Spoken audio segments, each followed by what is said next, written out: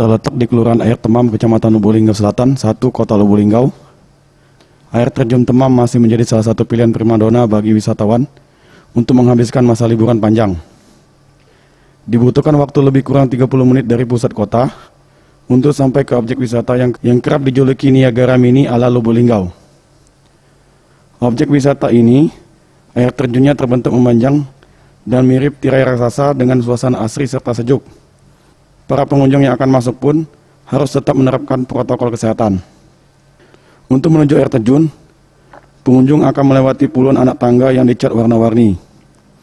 Setelah itu, Anda akan disambut dengan panorama air terjun yang mengalir deras dari ketinggian 12 meter, yang terbentang sejauh lebih kurang 25 meter.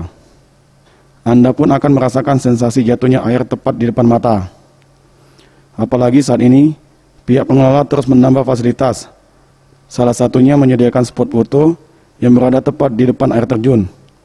Karena berlatar belakang air terjun yang membuat wisatawan tak mau ketinggalan untuk mengabadikan momen menggunakan daur air mereka. Belum pernah apa? Apa istilahnya belum pernah sini kan? Lihat wisata ini. Lumayan banyak perubahan dulu. Ini masih jalan apa? Wisatawan yang datang tidak hanya dari dalam kota, namun ada juga yang datang dari luar kota, seperti Curug, Bengkulu, Palembang, Jakarta, dan lainnya. Tim Liputan, Sriwijaya TV.